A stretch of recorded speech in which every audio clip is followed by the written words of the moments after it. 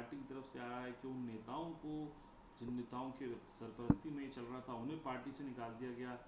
बड़ी यही बात चल रही है कि असली टीएमसी इस वक्त कौन है। अच्छा, कोई अगर आके कहे कि बीजेपी पार्टी हम लोगों का है, मोदी नहीं है, क्योंकि मोदी के साथ सारे शंका नहीं है। मोदी जी की सारे एमपी बागी हो चुके हैं, तो इसका मतलब ओके मोदी बन जाएगी। और ये बंगाल में जो हो रहे हैं, ये बागियों नहीं, ये सब चोरों ने खुद को बचाने के लिए, हिरासत में ना जाने पड़े, सिर्फ इसी मकसद से सत्तारूढ़ पार्टी की निर्देशों में, आदेशों में ये शामिल हो चुके हैं। मकसद एक है कि जेल की सलाखों के पीछे ना सर ना पड़े, बाकी इनका कुछ नहीं है लेना देना। ये बागी बागी है, इसके पीछे ना एक जनता सामने है, ना पीछे है, ना दायां है, सब बाया है। ये ममता बनर्जी की दया से पैर छूते हुए ये लोग नुमाइंदे बन चुके हैं, बस यहीं तक। ममता बनर्जी अपनी जो कंपनी खोली थी, ये कंपनी की हाल देखिए, कंपनी धीरे धीरे बैंकक्रप्ट होते जा रहे हैं। तो कंपनी जब बैंकक्रप्ट होते जाएंगे, सब भागदौड़ शुरू होते हैं। सारे चोर जाएंगे कहाँ? इस चोर को बचाएगा कौन? तो इस चोर को बचाने के लिए बीजेपी पार्टी अपने कंधे पे सारे गंदगी की बोझ उठाते हुए आगे बढ़ना चाहते हैं। ये बड़ा अद्भुत लग रहे हैं। अगर बागी हो तो ठीक है, बागी होना कोई गुनाह तो नहीं, लेकिन बागी मैं उनको ही मानूंगा जो टीएमसी की सिंबल छोड़कर, त्यागपत्र देकर, नए सिरे से चुनाव उतारते हुए जीत कर आए और खुद कहे कि मैं बागी हूं, तब वो बागी है। बागी का नहीं तो असम्मान हो जाएगी। बागी का भी एक चरित्र होता है ना, ये चरित्र की असम्मान हो जाएगी। ये बागी नहीं, दागी है।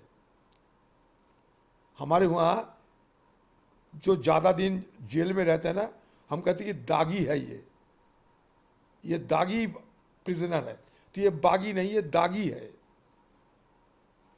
लेकिन सर और मैं ये भी कहूँगा कि ना चुनाव आयोग, ना किसी सत्तारूढ़ पार्टी, किसी को ये चीज़ में मदद ना किया जाना चाहिए।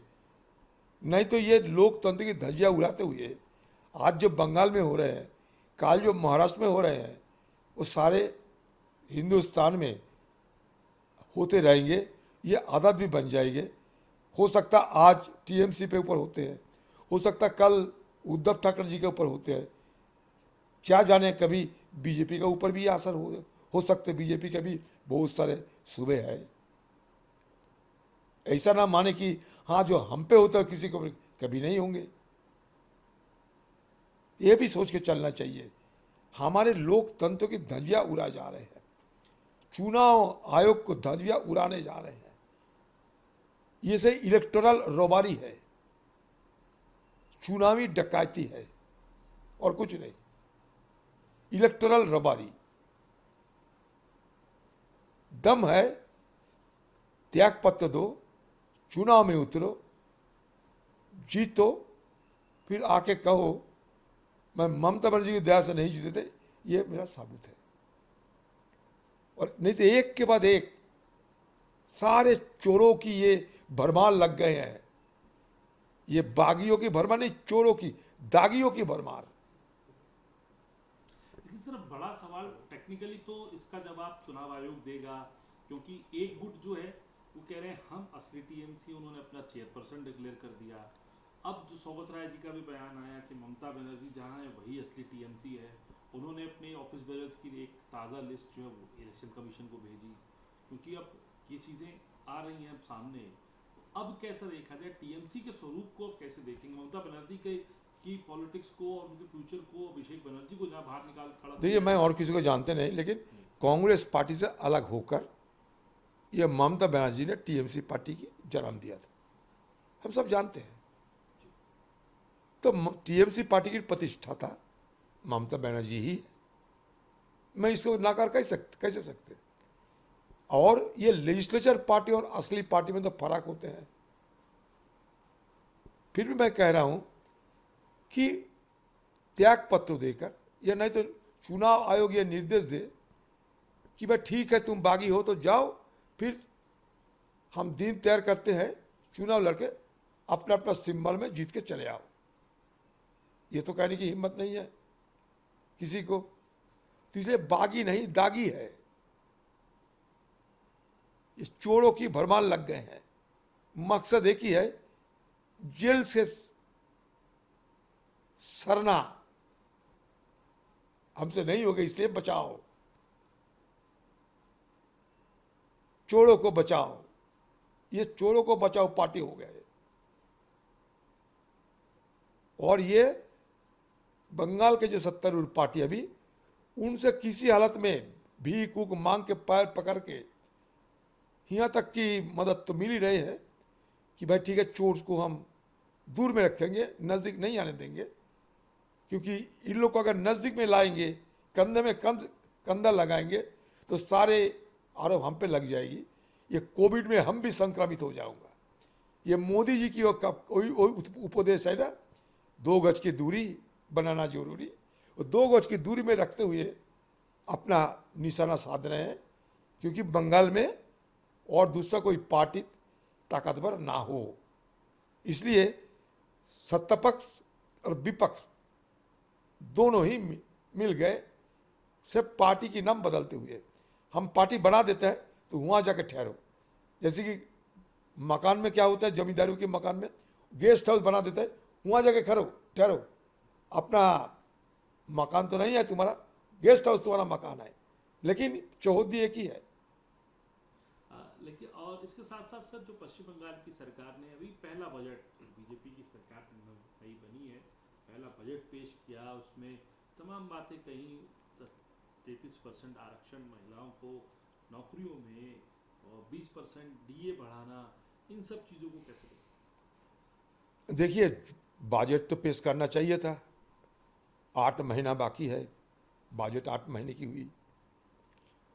और चुनाव के समय जिस तरीके से वादों की भौचार लगाए थे, सारे वादों की भौचार के मुताबिक सबको बांटे गए, तुम खुश रहो, तुम खुश रहो, तुम खुश रहो, कि अंतिम में सब कहे ऑल इज वेल। तो ये ऑल इज वेल बजट है।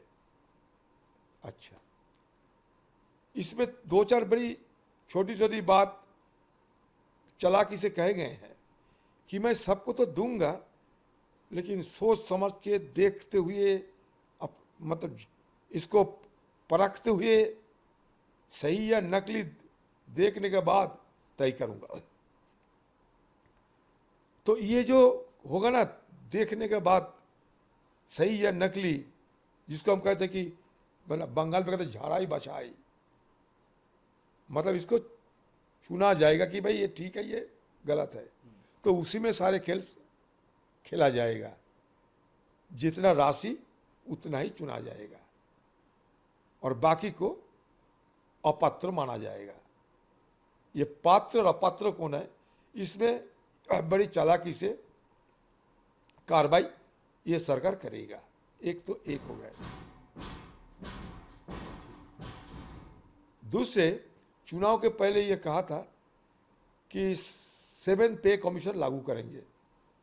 अभी तो कह रहे करेंगे, शुरू करेंगे, कब खत्म करेंगे, कैसे करेंगे, कोई दिशा इसमें नहीं है, लेकिन हवा तो है, शुरू करेंगे। अच्छा, डीए के बारे में चुनाव के पहले कहा था कि सारे डीए हम वापस करा देंगे। अभी कहते हैं 22% तो दिए हैं, बाद में हम देखते हैं। ये भी गए। कहते कि 1 लाख नौकरी देंगे, वादा तो किए थे कि 1 करोड़। 1 करोड़ से घटकर आगे 1 लाख आ गए। दूसरी बात, इसका भी कोई टाइम फ्रेम नहीं है, कब तक सारे 1 लाख लोगों को नौकरी दिया जाएगा, कोई टाइम फ्रेम नहीं है। दिया तो जाएगा, कब, कहाँ, कैसे, कितने सालों के अंदर, इसका कोई ब्यौरा नहीं है। सारे हिंदुस्तान में जहाँ भी आप जाइए, जिस स्टेट में जाइए, बीजेपी के वजह में ओबीसी के लिए तो संरक्षण रहते हैं, रिजर्वेशन। बंगाल में अब देखो, ओबीसी के बारे में, नौकरी के बारे में कोई रिजर्वेशन नहीं है। ये क्यों, ये भी एक सवाल है। मेरा कहने का मतलब यह है कि नौकरी की बढ़ोतरी के लिए हमें इंडस्ट्री चाहिए, उद्योग चाहिए, इसमें दिशा नहीं है कुछ। मजदूर, किसानों के लिए मिनिमम सपोर्ट प्राइस, सहायक मूल्यों को भी कोई इजाफा नहीं हुई। और देखते देखते बाजार से उधार लेके ही ये भी सरकार आगे तरक्की की बात कर रहे हैं। पिछले सरकार बंगाल के आम लोगों पे, आम लोगों के कंधों पे